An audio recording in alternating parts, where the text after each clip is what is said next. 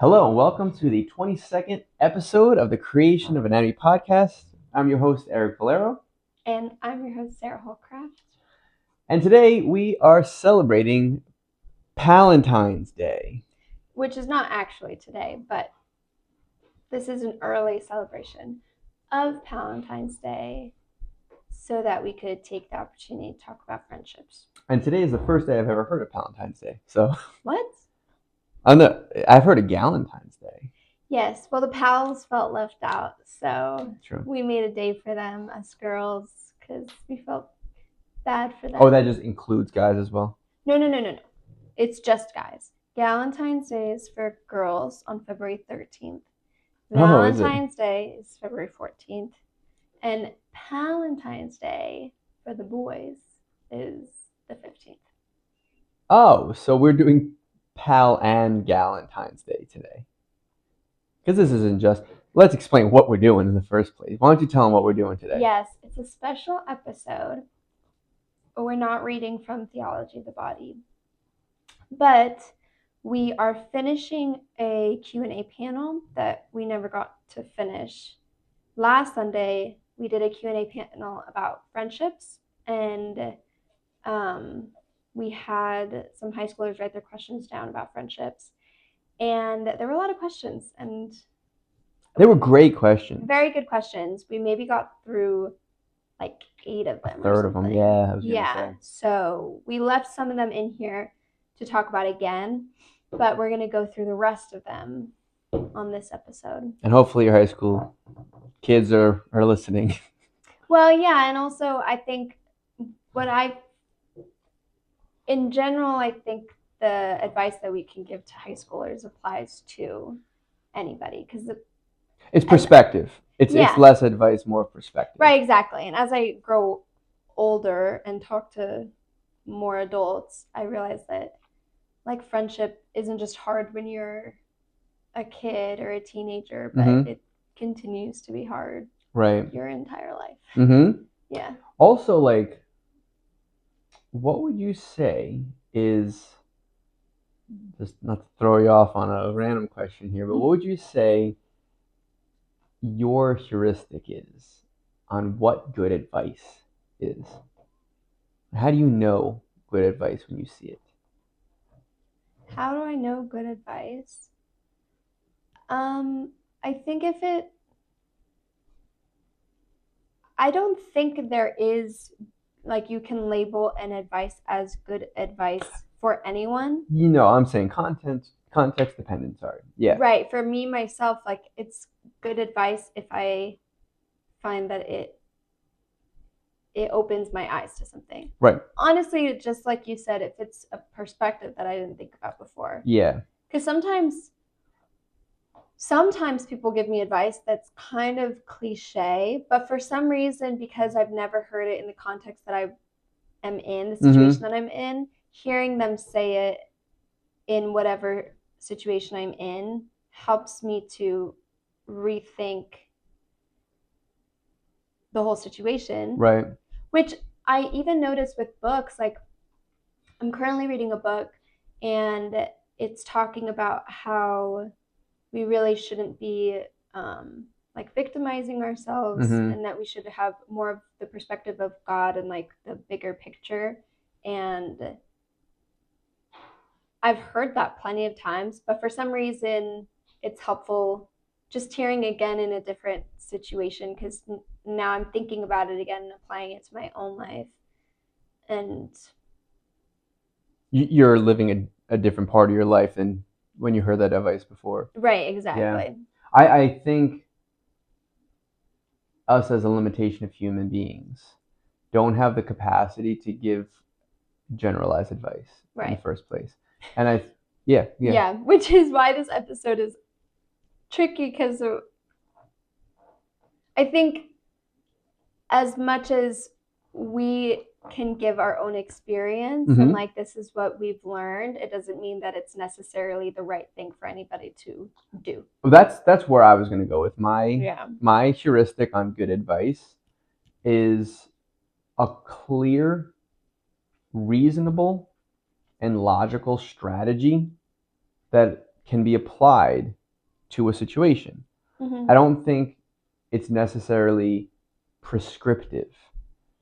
It's a strategy that you can it's almost like this might sound stupid, but like a stand mixer, right? Giving somebody a stand mixer is like, I see how this can be useful, but until I put the attachment on, which is the context, it doesn't do anything. Yeah. Right? Which is good advice, because the thing is that like you don't want a stand mixer that's got like the little whisking one. You're like, wow, you gave me a really expensive whisker. Is that whisker? Just a whisk. Whisk. Whiskers are these guys, right? Yeah.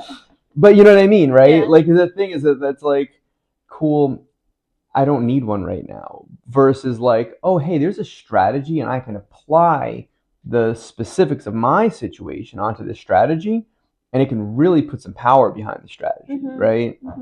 So I think that's what I'm aiming at doing today, as far as that, like I nothing that I'm saying that either of us are going to say is anything that anybody should like write down step by step. No. But just internalize as like, that's an interesting perspective, or maybe you disagree with that perspective. Who knows? Right. You should think critically. Yeah, maybe it doesn't apply to you at all. Yeah. You want to start us off? Sure. Okay. No, I'm nervous.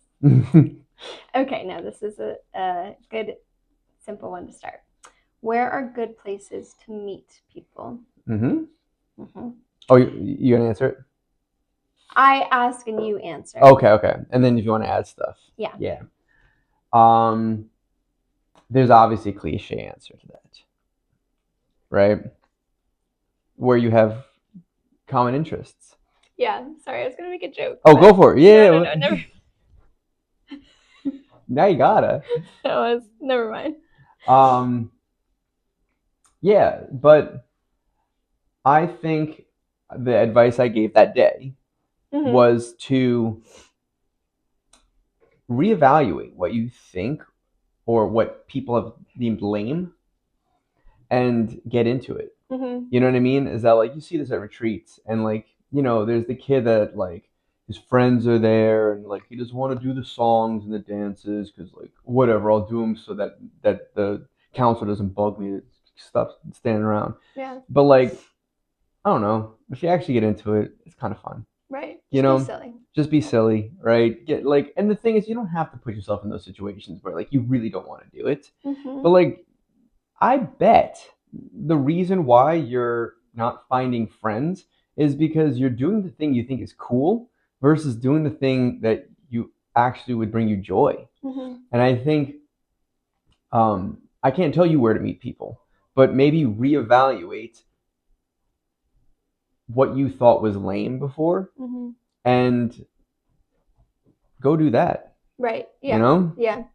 And I feel like even when you think that it's like, you think that it's lame and you don't enjoy doing it, you could still meet people. Like, you never have to do that thing again, but you'll still like meet people who are interesting and sure might be lifelong friends. Yeah, because the thing is, it doesn't have to be that specific thing that you like bond over. Maybe it's something else that like, maybe you guys both think that's lame, and maybe who knows? Maybe it is lame. I don't know, right? But maybe you guys bond over something else that is something that you share. So who knows? Okay. All right, next one. Where should I put the discard? Oh yeah. Am I supposed to bring my non-believer friends to the Lord, or is that not my place? There is not a yes or no on that one. No, there isn't. For a lot of reasons. I think number one is we're ultimately not God, and you can't drag people or force people into situations that they aren't ready for. And we can't know whether somebody is ready, like, because we have no idea where they're at, to be honest. Like, even if you're really close friends with them, like, you can't really know when somebody's ready to have a relationship with God or start doing like the church thing, whatever. And I think what's better is to bring God to the people. Like, what our place is that we should bring God to everybody, like not even just our friends, but like everybody we interact with, and not in a like a Moral superiority way. right, not like in a missionary mindset, like how do I talk about Jesus? How do I bring up the Bible? But like ultimately, God is a love, God is light, like God is truth. And how do you live by that so that people see you and they do encounter God through you? And it's through those small things that eventually your friends, if they are non-believers, I find that they begin to get curious. And I think that's a good opportunity to invite people in when they start to become curious, because they almost start to invite themselves. But also that might never happen, because maybe you're not the person who is going to ever invite them in. Right. Is the point for you to bring them to the Lord? Right. Or for you to bring them to the Lord? Right. There's a big difference in the connotation between those two statements, because one of the emphasis is on you, or is it the Lord? And I think that's the main difference. Yeah, and I even remember in college there was a friend that I had who started coming to church with me, and he started becoming friends with other people who were a part of campus ministry. And I remember feeling a little bit like protective, I guess, or because I could feel pride coming in, being like, I'm the one who brought him here, so like stop trying to like come between us or like take what I did. And I had to pray about that a lot. I was like, it's really not about me at all. And just having to check myself and like why was I a friend to him? It wasn't to convince him to come to church. It was actually just because I enjoyed like hanging out with him. And so that was a good like, I guess like reality check for me, that am I talking about Jesus or wanting to like bring people to church for my sake, or actually for God's will? I love it. How's it going? Okay, ready? I'm gonna get deep. These are superficial ones. The deeper ones are the ones that How to relate to people you don't necessarily like because of their morals. I think this really comes down to debate culture nowadays, and you see it getting better. Actually, got to bring up Clint. It's not a podcast anymore unless I bring him up. But he always has those videos about like he always tries to do a steelman argument for these creations, and then randomly he did a Charlie Kirk interview, like a not interview, a debate, and I'm like, am I watching the wrong thing? And I'm like, well, Clint's still here, so I'm clearly watching the same video, and I'm like, what's going on here? Like he was commenting completely not about evolution. But he was commenting on. So you caught on before I did, yeah. Oh. I didn't catch on. I'm like, what? This video just changed all of a sudden, and the guy was getting flustered, and I think he was making a decent point, but it wasn't that strong of a point. But the thing is that Charlie saw him, and he goes, "Hey, look, I'm not trying to tear you down right now. I could easily do it because you're getting flustered. Why don't you take a breath? You should state your argument well, and then we'll continue to have the discussion." And I thought, and then I understood why. He's like, that's what a steel man is. He's like, I'm not trying to knock down your argument because you got flustered. That's a really lame reason to win a debate. Right. The reason is to find common ground. That's the reason to, and the thing is that because if we're finding the truth, it should be clear for both of us to see if we're seeking it, because God reveals to those who want to see him, right? And I think when you have two different like morals, right? Don't worry about those. It's not the common ground you might find. But the thing is that you might find that you have quite a bit of common ground, and Mm-hmm. everybody looks for how they're different. Yeah. Everybody goes like, what are the most inflammatory political views you might have? And like, good, we disagree. I don't want to be friends with you. And it's like, Mm-hmm. does that have to be the first thing? Is like, does everybody has to like fit your checklist of like moral views? I feel as if like seek out the ones that you think you might have in common with this person. Right. And I Yeah. think that's where to start. Don't hyper focus on the moral points that you have different. Right. Yeah. And that's hard too because the other person also has to do that. They kind of like as much as we want to be people who can find common ground, like the other person also has to be willing to do it too. Well, I would. This is a this is a bit of a general statement, and this is probably pretty harsh. I'd say that if a person is very clearly not willing to see the truth, right? They are like, I'm not saying like that in like some kind of grand way, but if you kind of see somebody that like their entire MO is like to derail conversations, to breed chaos into to the conversations you're having, they're probably not the person you want to hang out with anyway. Mm-hmm. There are people like that are just, they do not care about your well-being. They're probably trying to manipulate you. It's probably better off you don't talk to those people. Mm-hmm. So it is the understanding that like this person is trying to do something fruitful. Maybe they have a different opinion, but they are at least trying to be fruitful. Yeah. Yeah. Yeah. All right. Okay. Blue marker. Let's see. Who might that be? That's purple. We have different cones. How to make friends in a place where friend groups are already formed. Or, like, how do you join an already existing group? Because lots of pre existing groups are unwelcoming. Mm. Um, I think you also mentioned like college was, I experienced this in college Mm-hmm. where, because K through 12, I knew my friends from like kindergarten, so there wasn't any sort of that. But when I went to college, I was a part of a different friend group at the beginning, like my freshman year. And then near the end of my freshman year, I started getting more involved with campus ministry. But already, like, people had made friends and it had already kind of become an exclusive group.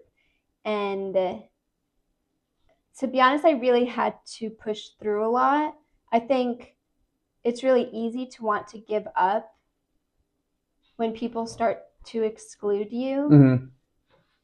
But people don't exclude because they don't want you a part of the group generally. It's not because they don't want you, but it's because they don't need you.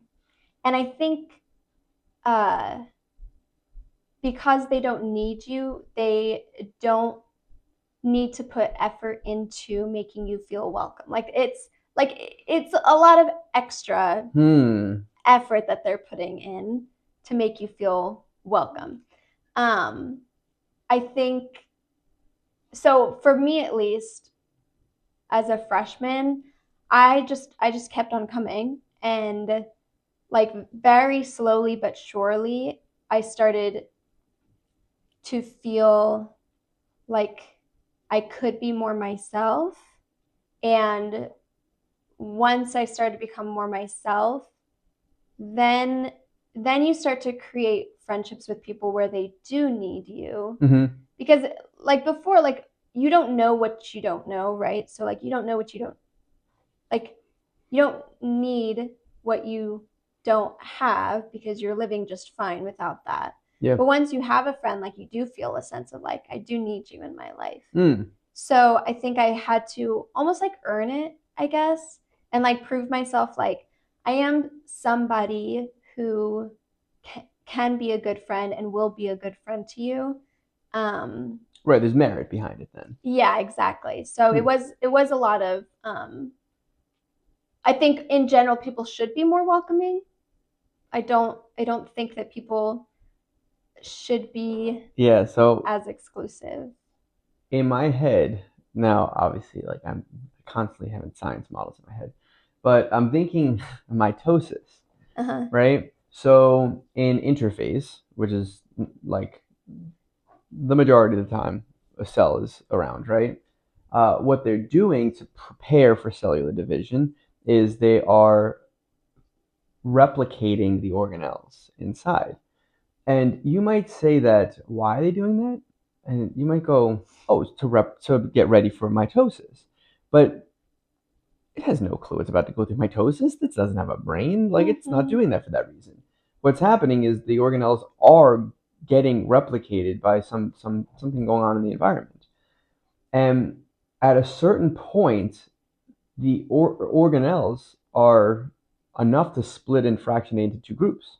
So if you think about organelles as being an archetype within a friend group, right? We were talking about that last one about like you have a leader, right? You have a nurturer, and you have the funny guy, and Yeah, all those yeah. things. Sometimes the reason why people don't want to be inclusive is because groups tend towards fractionating. Mm-hmm. You know, groups get bigger and they split because sometimes you could tell a group's too big, Yeah. and then all of a sudden there's cliques within the group, and then Yeah. they split into two groups. And it's kind of like cell division. Is that once there's enough people to form a new group, it branches off and buds off and becomes its own group. Yeah. So that should both be reason for, let's say, a reasonable amount of welcoming, right? A reasonable amount of inclusivity. Yeah. But also, don't worry so much about this group right now. Huh. That's actually, you saying that analogy does make me think back to college and how like the group that I did end up having and forming, I guess, was like it wasn't just the group that was already there and I was trying to be a part of, but like it did slowly start to shift because there were other new people who came in and there were certain people who left, and which I guess the nice thing about college is that it's constantly like people taking semesters abroad or graduating, coming in, whatever.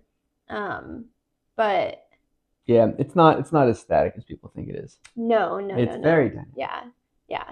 And to be honest, I almost feel like even more so in like middle school, high school, because It changes every day. it changes constantly because like people say things that they don't mean. People get really upset and really sensitive, and then like friend groups are divided, and then but then people make up so quickly, and they're also so volatile because one of the strategies you learn throughout middle school and high school is how to maintain stability within a group. Yeah. And you're not good at that in middle school and high school. And there's some strategies people take, and it's like, you really disrupted this group, and now this person doesn't like this person, and eventually they get over it. But what ends up happening is that like you're congregating in this group, and all of a sudden you do something, and then they scatter and reform, and it's so. I saw it throughout teaching middle school, like how often like, oh, you're not friends with this person today, and then all of a sudden there's this group of 5 girls that are like doing everything with each other, and then all of a sudden 2 of them don't hang out with these 3 all the time. I mean, don't worry about it at any given moment. No, yeah. I even remember high school that constantly happened, and although I think that's another question. I was gonna say, is it yours? Wait. You just read that one. Yep, it's me. Yeah. No, I didn't read that. No, you read the purple one. Oh. How do I deepen a shallow relationship with friends at school? I know who wrote this one, and I'm not gonna call it out, but I know who wrote this one, and yeah, that would be so embarrassing. So embarrassing. We don't say names on this. Except for Clint. Because we want to embarrass him. We want to embarrass him. No. This is one of those things where I heard this advice, and I remember thinking at first, I'm like, wow, that is so structured. There's zero chance that this is good advice. And then I heard the person out, and what she was saying at the end, I'm just like, that is that is the multi-purpose tool. That's a Swiss Army knife of relationships right there. That's fantastic. So, um, I think the concept, it's called like by numbers, can be applied differently. Dating by numbers, or uh, friendship by numbers, whatever. I think it can be applied other places, right? But the whole idea is that, and this might sound like a lot of work, but you pretty much rank how deep something is. Like any given sentence, you break it all down into the most shallow is like a 0, right? That is like, what's the weather like tomorrow? Right. That's like, you could go to a random stranger and ask that question, or you can tell them it's a nice day out today or something like that, and no one's gonna be like, whoa, dude, you're really intruding on my personal space here. And then the deepest one, which would be a 10, is like your deepest, darkest secret you've never told anybody. You only told the closest people to you. Right. And it would be something that like you really had to trust somebody with that information. And then you grade everything in between, like, hey, I'm having some trouble in this class, might be a 2, and like, hey, like me and my sister like had a giant fight, might be like a 6 or something like that. Right. All throughout that. And there's one rule.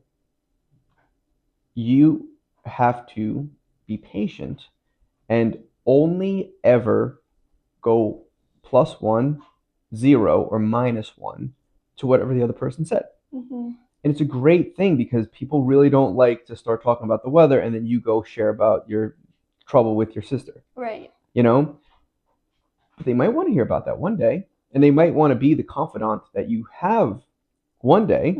But like, you're like, it's a little alarming for somebody to just suddenly dive deep into that way immediately. And people do that. People do that, and the thing is, people don't realize the mistake that makes, because the thing is, it's not as if that person doesn't care, or that they don't want to hear about this, or that they don't want to be that person. That's not necessarily the case. It's the wrong timing.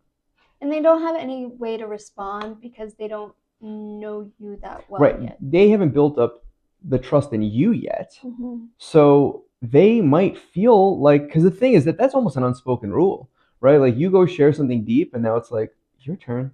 And they're like, I gotta get out of here. I'm not ready for this yet. I don't know if I trust you.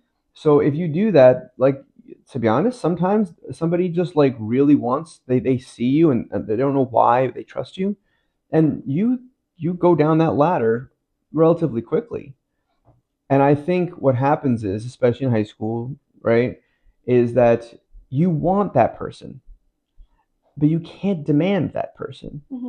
And if your friendships are staying very shallow, and your attempt is by sharing deep things with them and they're not reciprocating, maybe go and look at that rule. Yeah. Or just, I think there's also on the other end, people wait. They just wait for the other person to share. But like, they're never going to start sharing if you don't start. Give a little, yeah. Right, exactly. Like, somebody has to put in a little trust, take a leap of faith for it to go anywhere. Yeah. Is it my turn? Yep. What do I do when I feel like a friend is using me as a safety friend? And which we defined, a safety friend is somebody that you kind of lean on when you don't have anyone else, kind of thing, like your last resort. What do you do? I mean, I think it's funny that this hasn't come up yet in this episode, because this is like the key to all relationships, and even like with yourself and with God and everything, is honesty and being truthful. And I think there's a lot of ways that honesty can go. Like, sometimes there's consequences to honesty. There is, yeah. There's consequence to truth. And I think that, but the consequence to not doing it is that then you feel like you feel bad about being a safety friend, you feel like you're not good enough, you feel angry at the person, resentful of the person, whatever. And none of those consequences are like worth it. Yeah.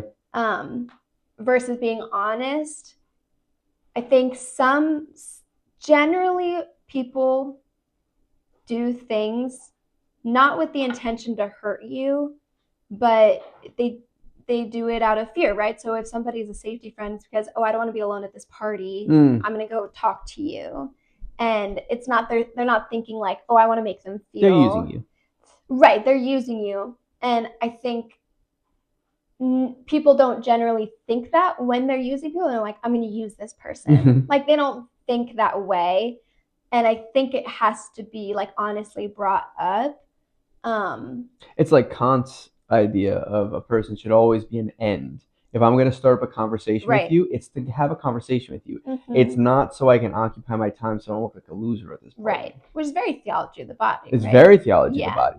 So I think being honest with that person, saying like, I noticed that you only hang out with me in these situations, or you only talk to me in these situations, or whatever the situation is, like, and saying like, I feel hurt by that, or I don't appreciate that, or like you're not being a good friend. Right.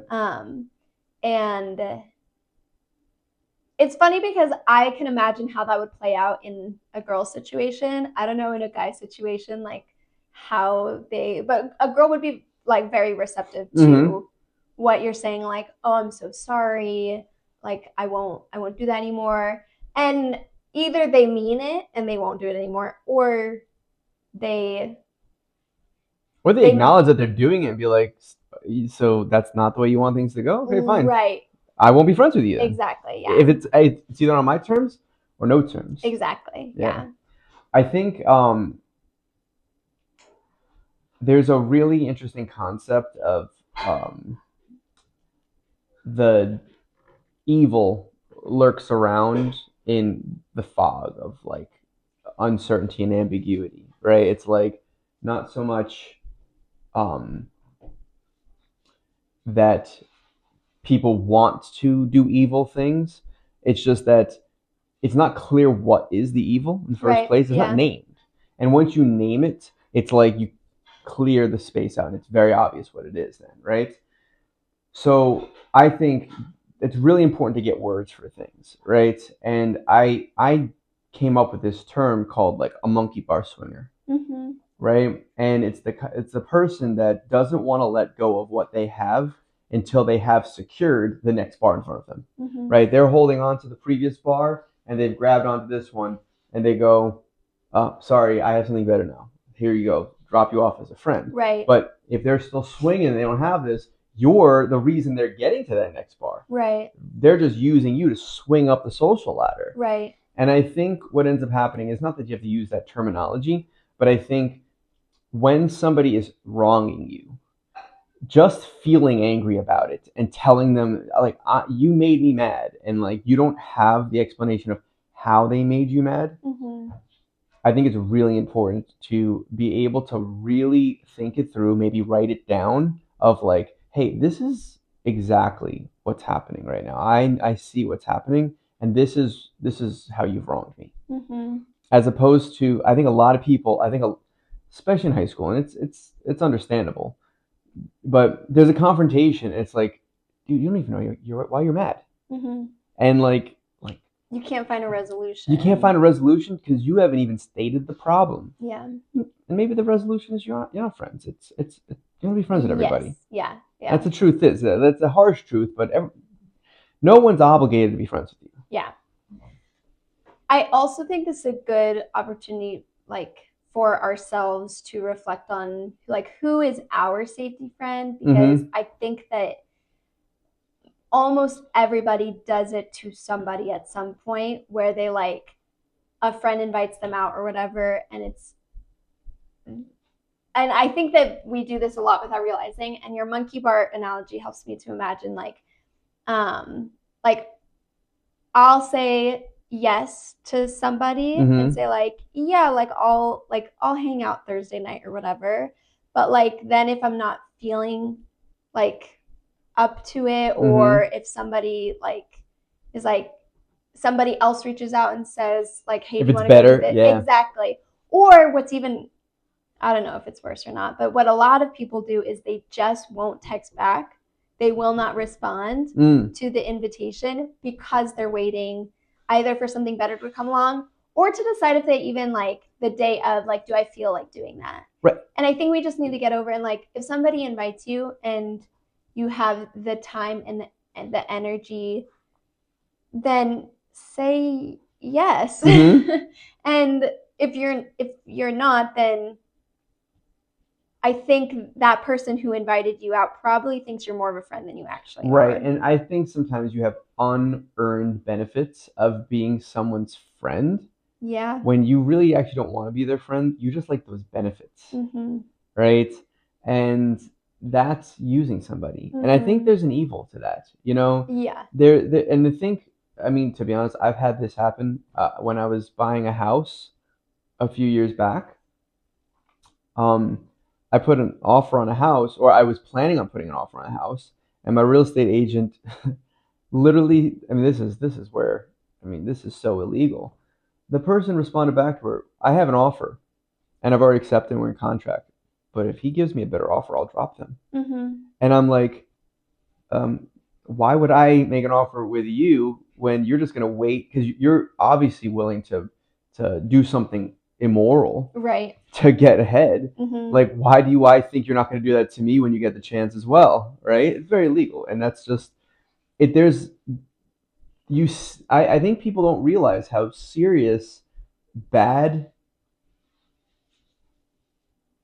behavior in elementary school and middle school and high school end up becoming the illegal behavior in the real world. Yeah.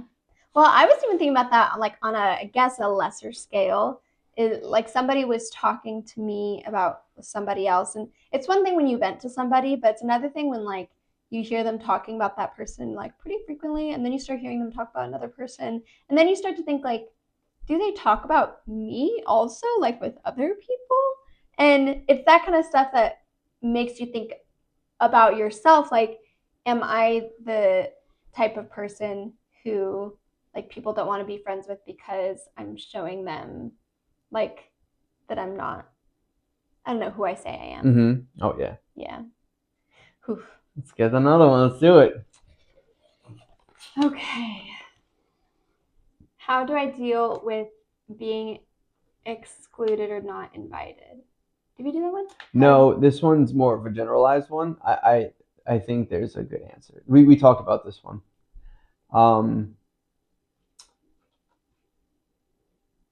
This is when I was talking about the social hierarchies. Mm-hmm. And they're very obvious, and I think there's two maybe breaths of fresh air with social hierarchies.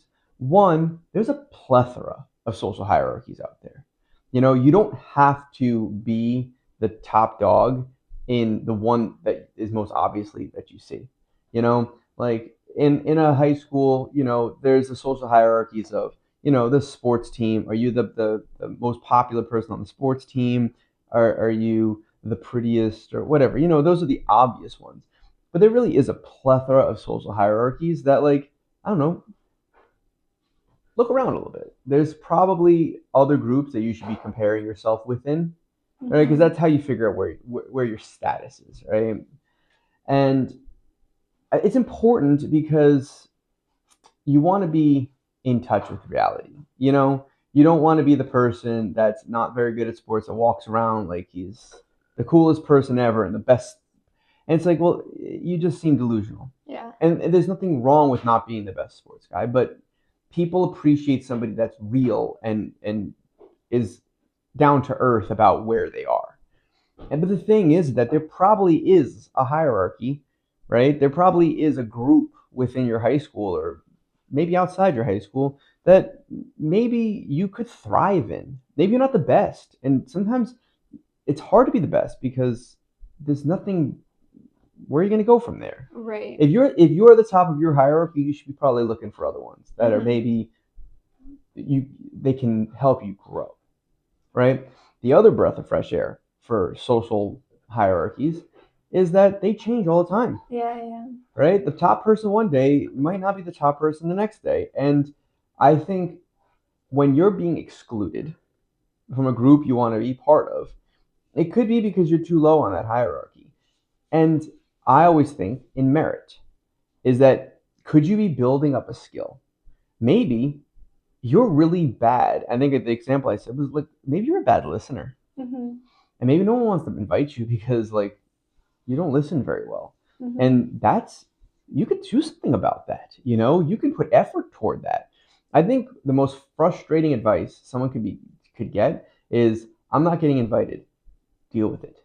It's like, okay, well, that just means intrinsically I'm not getting invited because I'm not good enough. Right? Versus when somebody's not getting invited and you go, well, there's some things you could do.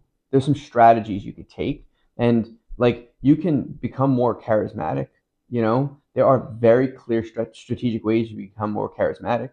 You know, and being a good listener is one of them.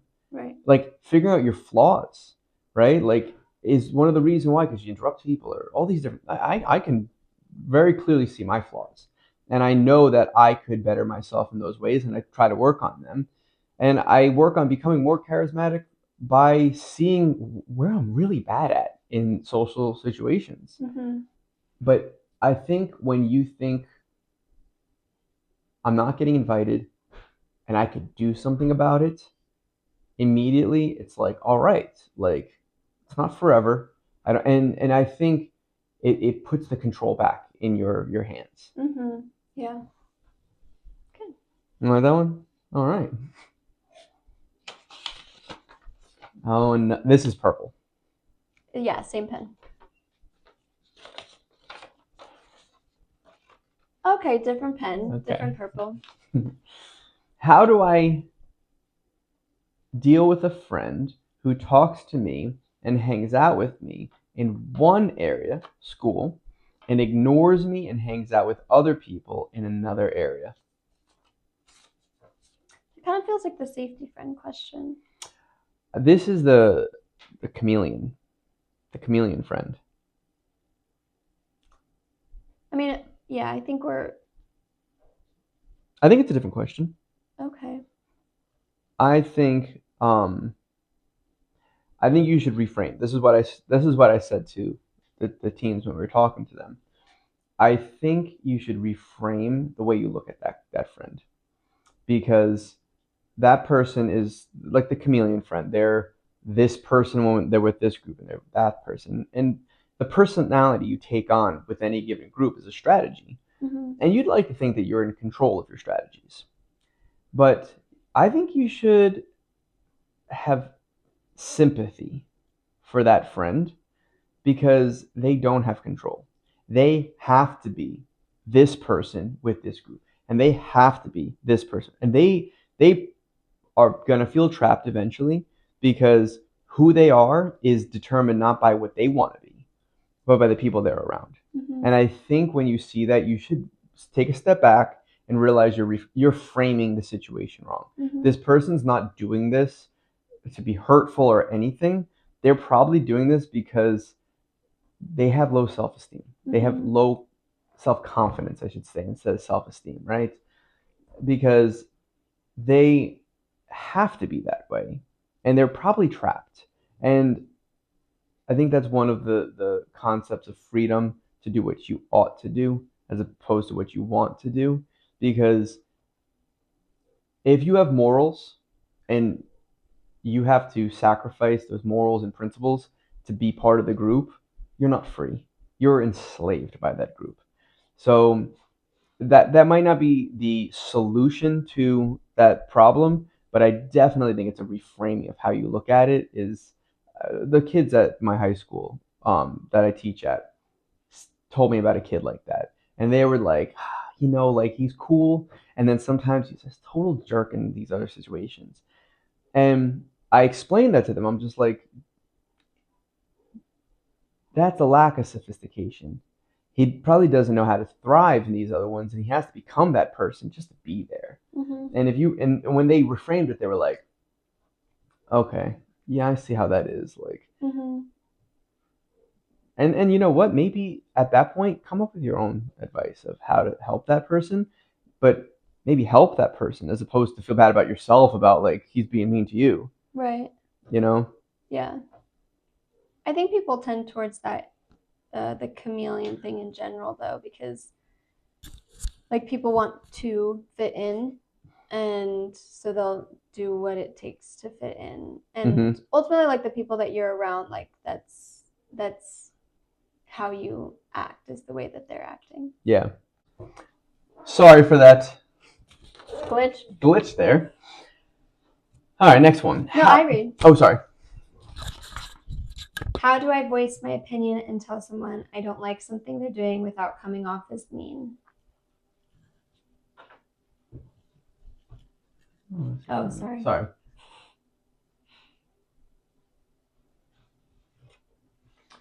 Um,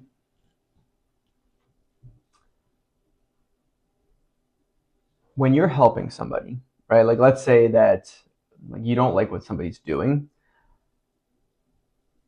The quickest way for them to completely crush you down when you're just trying to make them a better person. Like, let's say you have to make sure first off you are trying to make the other person a better person.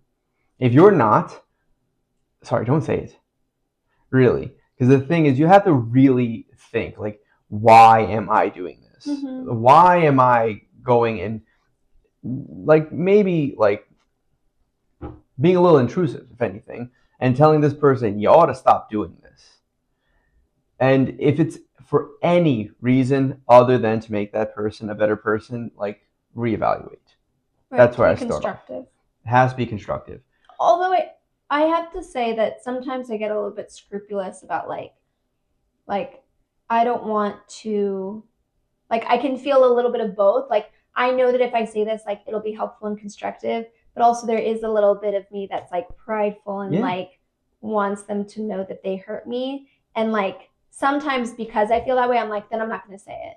But then those things are never But getting you said. you can separate those two things. That's what I think is that like when you evaluate your conscience, you can separate them. And I think the Holy Spirit speaks through anybody endeavoring to bring about good.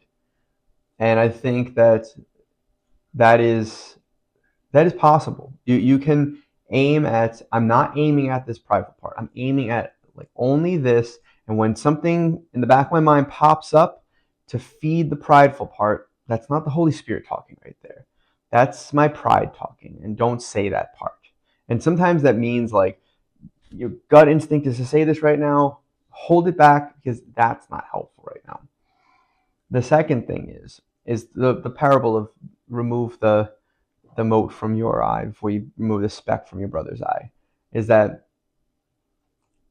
you got to be really sure that either you admit that you also have this problem and that you're working on it as well and you think they should join you in working on it, or don't come off as the moral high ground unless you are the light. And to be honest, sometimes if you actually have removed the mote from your eyes, that person should be able to see it much better. They'd be like, oh, look, this person doesn't do the things he hates other people do. And like, you're a clearer mirror that way. Yeah. They can see how they're wrong because the the more you don't do the things you see out in people do that you hate, the more you are a reflection of what they're doing to you. Mm-hmm. Yeah. All right, let's keep going. I've never had a best friend. I have many friends who I consider to be my best friend, but they always have someone closer and vice versa. Have you ever experienced this? If so, how did you solve this? I think you said you even had a good personal experience on that one. Yeah, well, when I was younger, um, and I used to watch all those Disney shows and movies where all the girls had a best friend who would Mm-hmm. come and sleep over, and it was like their go-to, like who I eat lunch with, who I do sports, like everything with. And I used to pray, Mm. like every night I would pray that God would like give me that best friend. Um, and I think I gave up praying for it when I started like late high school, I guess. What's the question again? Let me see. Yeah, somebody that you think's their best friend, your best friend, but they have friends that are closer. Right. So I gave up praying for that because the fact that there was a girl. The irony is that we're still friends, and the girl she was best friends with isn't anymore. But there was a girl in that I met in middle school, and she became a part of our friend group. And I like we did a lot of things. Like we did sports together. We were in a lot of similar classes, and we we lived near each other. But I knew that her best friend was somebody else, and I wanted so badly for her to be my best friend. And I think, yeah, like late high school, I like they had been best friends for like years at that point, and I was like I'm like it's not me. And I guess I found my place with I think what helped me is I found my place with her best friend. I found my place with this friend, and I think um I think like accepting my place in their lives and like how does God want me to be a part of their lives was really helpful because I think it's so easy. We were talking about like using friends. It's so easy to want to think that we're entitled to friends and that like we are entitled to certain kinds of friendships. And there's a reality check. It is because I think about like the Disney shows and things like that, and like friendship is very complex because humans are very complex, and like the seasons of your life are different, the kind of person you are is different, and I think it's almost beautiful that I mean it's great like that certain people have like their best friend, but it's also beautiful to be able to have such complex friendships with people where like when I got to college and I had given up on this best friend idea, I I did start to create friendships that I had never had before, and they honestly like were so much deeper than the friendships that I saw on like Disney Channel shows. And they still weren't like my person or my best friend. But you know what was nice about that is that there wasn't like a single person who I put all of my eggs in the basket. Exactly. Yeah. And so if I needed to talk to somebody about like I need to ask about relationship advice, then I would go to like there were a couple people I would trust to, or if I needed like prayer advice, then I would go to this person, or if I just wanted to do something spontaneous, I would go to this person. Like I had other like all my friends, they almost like made the perfect they were friend. Distributed. Your best friend was distributed amongst other people. Exactly. Yeah. And I think it's actually really cool to look back and think how God like answered my prayer in that way, because I think it would have been so hard to have just like that one person, especially like as my friends started getting married, that became a little bit of a friction for me because then they kind of did have their one person. Which, but like even as us dating and getting engaged and everything, like you are my go-to person. But then there are still certain things that I would go to, like if I want to go shopping, then don't go with me. I'd probably go ask somebody else. And I think even within that, like you can't just have one person. Yeah. I agree. Because also that really limits your own perspective on the world, and I think, yeah, it's good to not be Over reliance. Yeah. Is it you or me? I ask you. I wasn't sure if we were going to use that one. How do I stop someone from pursuing a deeper friendship with me? Someone who does not have the same morals. Right. I remember who asked this, and I remember because the thing is, it helped me to remember what I said because I remember who I was talking to, and I think he was asking because boundaries are,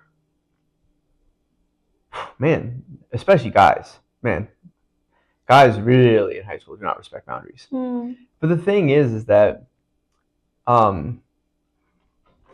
there's a type of guy in high school that people do not like to be friends with. It's the person whose boundaries are here one day and here the other day and here this way. And then very sensitive. Very sensitive. They're like, you could joke around with me one day and then I joke around you the same way, and they're like weird all of a sudden about it.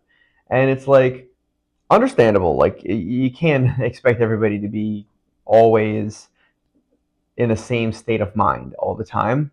But I think when somebody does like intrude on your boundaries, I think it's very clear when you do not joke back. When a guy starts to joke, and to be honest, like it's a wake-up call, because it's a wake-up call on them. Because if somebody's joking with you and they're hurting you and you're like, okay, like that's not funny, whatever, and you just don't joke back, even if you want to be that person's friend, I bet they're gonna have respect for you. As a guy, I bet they're gonna have respect for you, going like, oh wow, like it was a pretty clear boundary right there. And you don't have to be so obvious. You don't have to be like, hey man, that hurt my feelings. Right. Guys don't like that. Guys like you to be direct and straightforward and clear, but they also like, they don't have to get touchy-feely immediately. Like, or like, it's not necessary. Like that's kind of something guys don't always want to do. But when I'm joking around with somebody and you go like, oh, I hit on a sensitive subject, and he didn't flip out at me, he just didn't joke back, it makes you wonder like, oh, I thought that was funny. And hopefully the person that is intruding on your boundaries wants to be friends with you enough that they don't internalize it.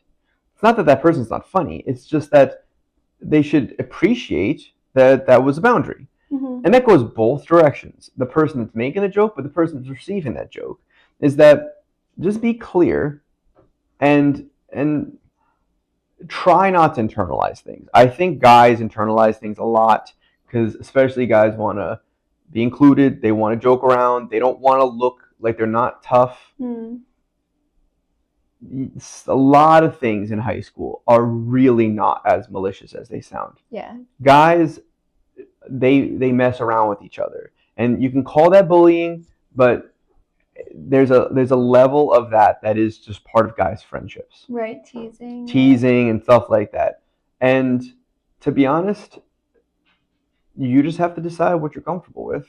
Yeah. And it's gonna be a tough journey in high school to figure out where that is, where that line is. Boundaries are hard. They're hard to decide. They're hard to express, and then really hard to maintain. Because especially once you've formed a friendship a certain way, and then you decide like, actually, I think I need this boundary. Like going backwards can be difficult. Or when you want to be friends with somebody that's higher status, and you're willing, you're like, that boundary is not worth it to be part of this group. Right. And it's like, well, you're selling your soul a little bit there. And like, know your worth. Know your worth. Know what you're doing. Like, know what you're getting into.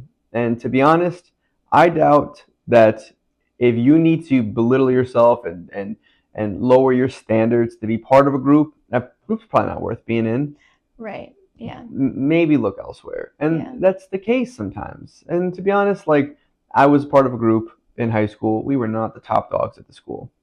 And I don't know, could I have done something to be like desperate to be part of the better status groups, maybe, but like all of my friends, we were cool with each other. Mm-hmm. We no one needed to prove themselves. No one needed to have the best jokes or whatever. You were cool if you respected each other in that group, and they you will realize when you look around, there's more of you around than you think. You're not the only one that doesn't want to belittle themselves to be part of that group. Yeah. And you'll find each other. Don't worry. Yeah. Okay. Is it me? Yes. I just pulled that one out. It's the last one. I think you Okay. kind of answered that one. Lately, my friend has been blowing off our friend group for seniors at our school. We all know that once they graduate, she'll want to be friends with us again. But I just don't know if we should let her come back without at least talking about it. Yeah. Very specific. It definitely always, especially like for girls, always talk about it. It's always helpful to talk about it. Girls need to express their emotions. And I think like put it on the friend who left, I guess, to like, I don't want to say earn her way in, but a little bit kind of show like she kind of lost some trust from the other friends. I don't know why I'm assuming this is a girl. Do we know this is a girl? It's definitely a girl's handwriting. Okay, yeah. She definitely lost. Also, a guy wouldn't care as much about this, to be honest. Let's be really clear. Like, if one guy was hanging out with a bunch of seniors, sometimes we'd be like, "Hey, remember we used to hang out with him?" Like, we'd be like, "Oh man, no." But then he wants to come back. How do you feel? I'd say for guys, it's probably not as big of a deal. But yeah, well, for girls, I think they can get a little bit like resentful, and sometimes what's really important is not holding it over somebody's head. I think people make mistakes and they realize their mistake, and for too long people hold it over their heads. Like, well, you did this thing, and so like if you want to be a part of our friend group, then you have to like I don't know, you have to do all this long list of things to prove yourself. It's arbitrary. Yeah, exactly. And like I think you can tell when she comes back whether she genuinely like knows she made a mistake, or whether, kind of going back to the safety friend thing, like if she just doesn't have any other friends, so she's kind of like just coming back. Or she's the chameleon. Right, exactly. It is kind of a hard question because there's so many factors. You can't say specifically anything right on this. Right. It has to be all perspective. Yeah. All I could say is that it should be talked about. But if you, like, clearly this person feels like they need to express that they're hurt by this, then express that you were hurt by it. And like, however she takes it, however like she comes back or doesn't come back, even like that's up to the situation. Right. And I think the main thing that they're worried about is like recidivism, right? Like after somebody goes to jail, like ideally the penal system should be making sure it avoids recidivism. Like the person not learning their lesson and doing it again, right? Sure, yeah. And the thing is that like, yeah, your friend group, I'm going to say, I'm assuming this is girls, but those girls that you abandoned should be worried that you're going to do this again. The second time that you have better friends to hang out with, they're going to be worried. Right. So I'd say know your worth in that, and you should. I think that person should be welcomed back on terms. Like, and I don't think there's anything wrong with that. There should be some kind of terms on that. Like, they don't have to be like written out or something really strict or something like that. But like, if we start seeing these tendencies of you doing this again, like, we're not gonna go just be gullible and let it happen again to us. I think you have a right to hold yourself to those standards. And this kind of goes back to the question about like saying something you don't like without being mean. And I think the most helpful thing for me to realize about like people in general, like friends, relationships, family, whatever, is that there's no such thing as like only loving yourself or only loving the people around you. But ultimately, if you choose the path of love, it is loving both people. I think that's important because sometimes people feel as though, well, I need to take care of myself and I need to love myself. And because of that, I need to put up this boundary and it's going to be mean and it's going to hurt them, but I need to love myself. And, or the opposite way, like, I need to love this person and I know that it's harmful to me and like it drains me, but I need to love this person and put myself aside. But ultimately, like, there is a balance that you need to know, like, how can I give of myself completely to the people around me in a way that I am capable, because ultimately, like, the idea of like, if you're not loving yourself, then you can't love other people. But also, like,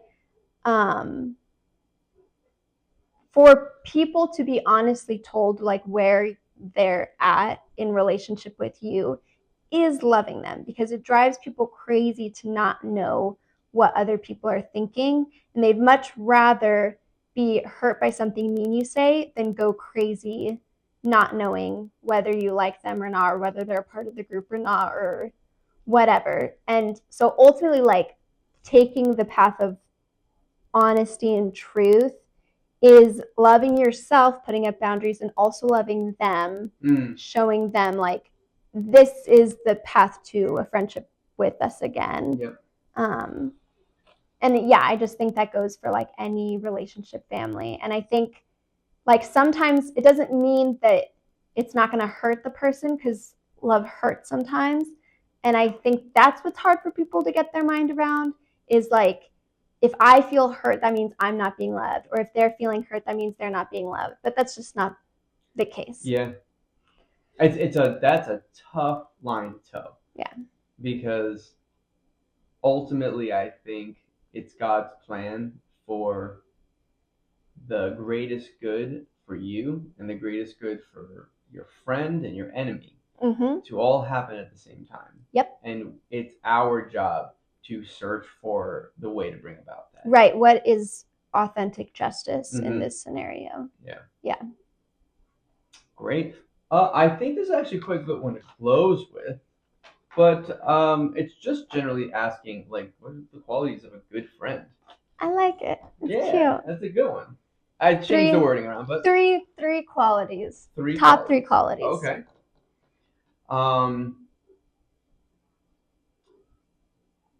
I think a friend, as opposed to just a good person, is someone you can play with. I was gonna say humor. Okay. Yeah. I mean, just like you can almost be in your own world with that person, right? And that'd be great if that was a romantic person in your life as well, to be able to enter into. Makes me think of a Icarus the Owl song. But there's a song called Coma Dreams, and it starts off, we're on our own planet. We've got the world standing on their feet, right? And that imagery is just like, we've entered into a space, like a liminal space, that feels like it's our little world. And I think that's like a little piece of heaven right there, when you can share that world with another person, whether that's romantic or whether that's just your friend.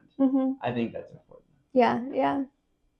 Okay, so yeah, my first, like, along those lines, I think humor, being able to like make fun of somebody and like have, it doesn't even like have a similar humor, and it doesn't mean like you're always laughing at the same jokes, but like you can feel each other out, and like you're a good friend is somebody that their humor, even if it's like not necessarily like making you laugh, Like hilarious, yeah. right? But like to be able to laugh just because of the fact that they're laughing, and to be able to never, I guess never is a strong word, but like I know I have certain friends who even when they tease me, I know that they never are trying to hurt me.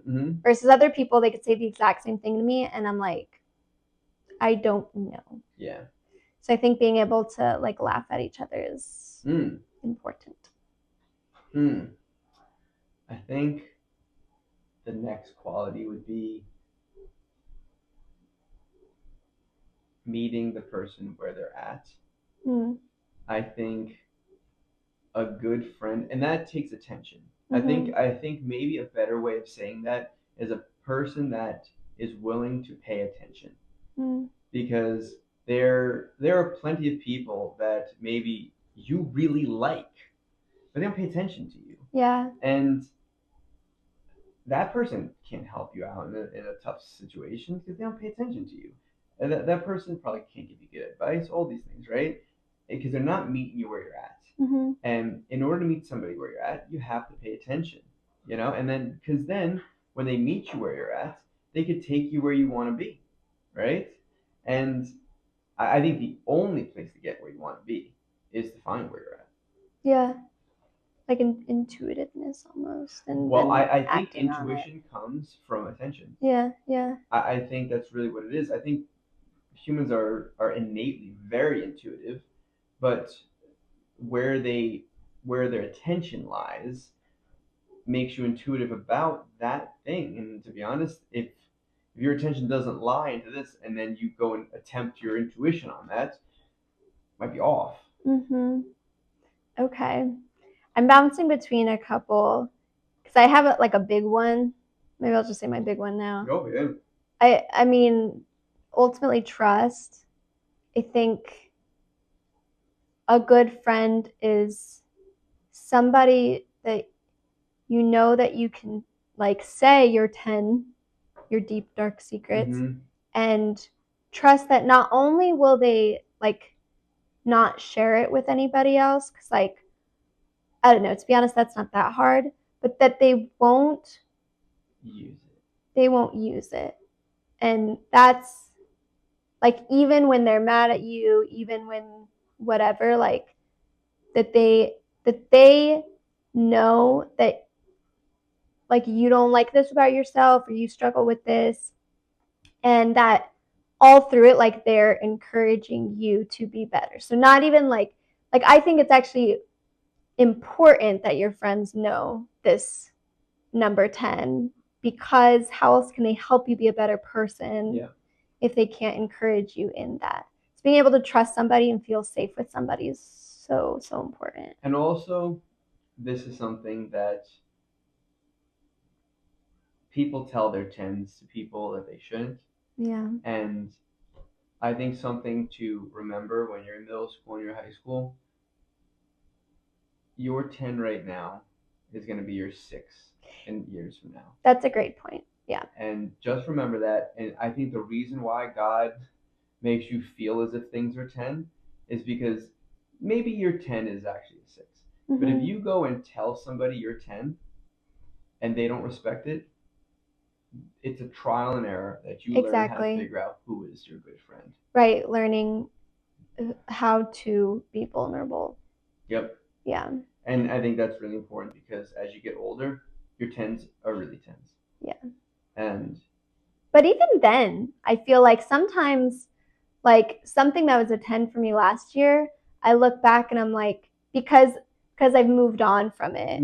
Like it wouldn't be a 10 now because like I've moved on from it. Sure. And I think some things persist your entire life, sure, but like there are certain things even as adults that are really big 10s like in the moment, and then like years later it's you realize that you were able to grow. The other thing I've noticed from telling people my 10s is once you tell somebody, it doesn't feel like a 10 anymore. Yes.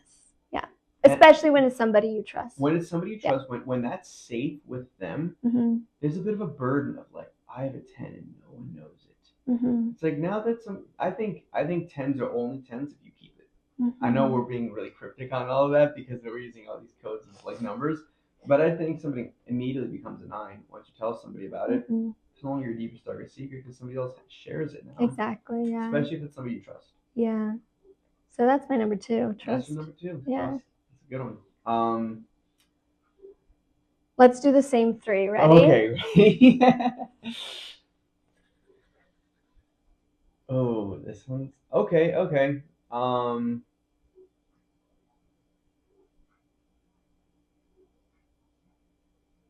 1, 2, 3.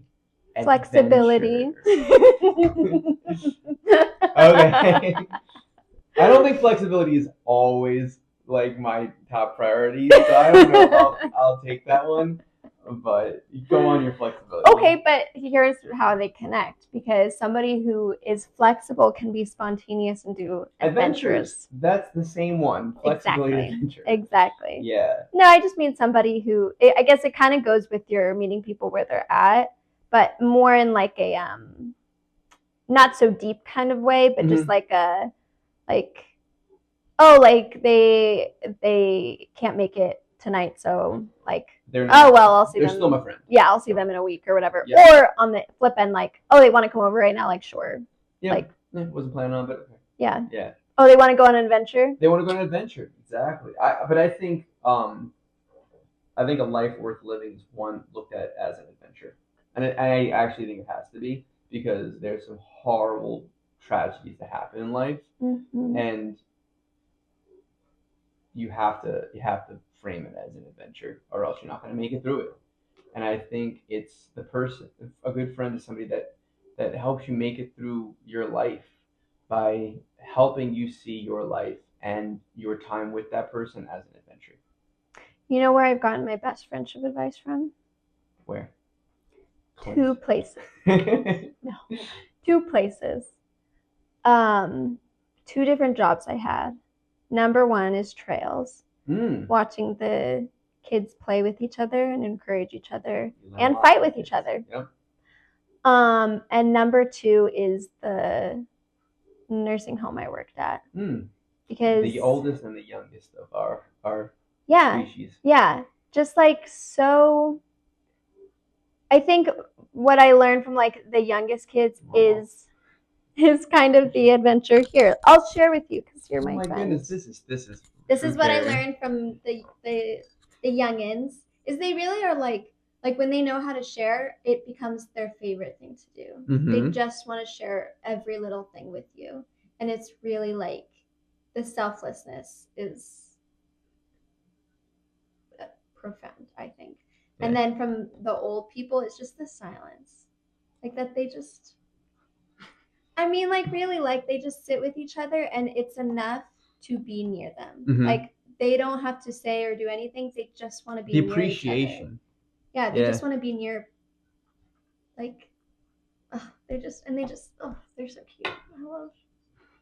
Let's get an old person. Oh man. No cat. Let's get an old person.